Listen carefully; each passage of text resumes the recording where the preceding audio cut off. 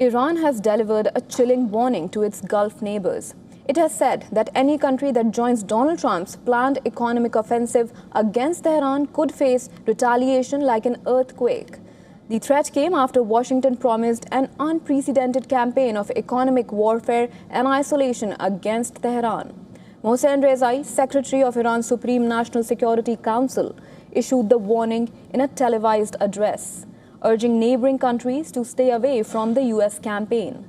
He said any country that participated in economic restrictions against Iran would be treated as an enemy.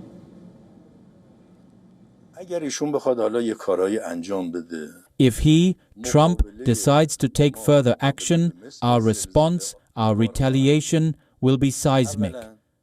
First, we will tell all neighboring countries and countries around the world not to join the United States in its economic war.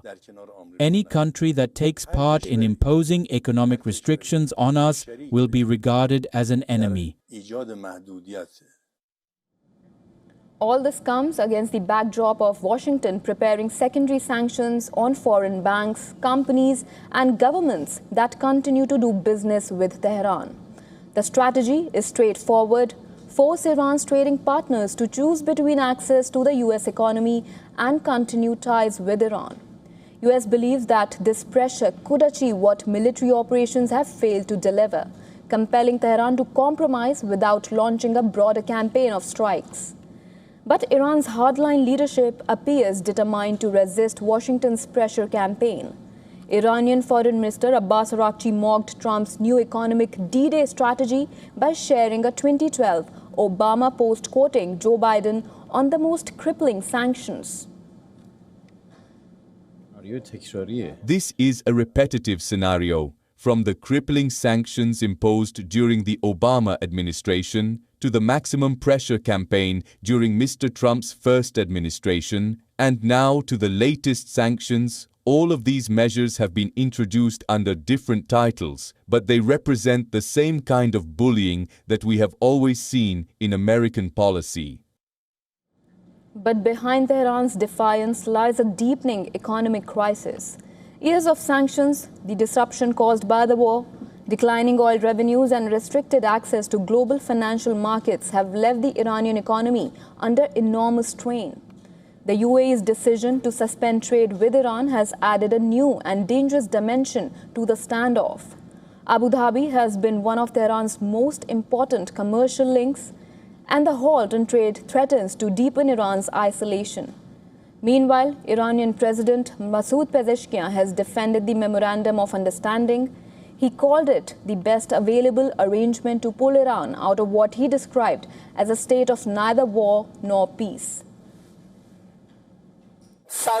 If we signed that memorandum, it was because we believe a war cannot go on indefinitely. At some point, we ultimately have to make a decision to save the country from the state of neither war nor peace. Amid the threats and counter-threats, the bigger question now is Iran's economic survival.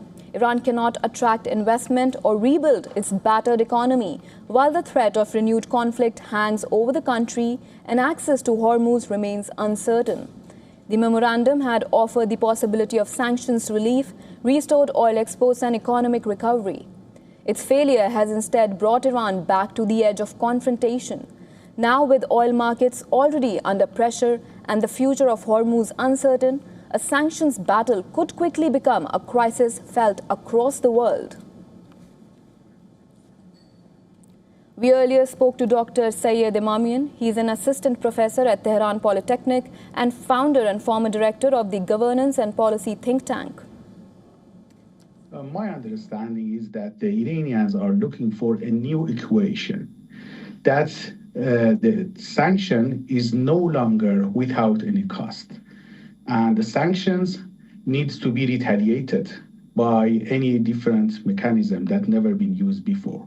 So Iranian new equation policy means that they are shifting from tolerating and absorbing the impact of the sanctions towards retaliating against any form of the economic sanction or limitation or containment of the Iranian trade particularly with regards to the oil trades. So we need to wait and see.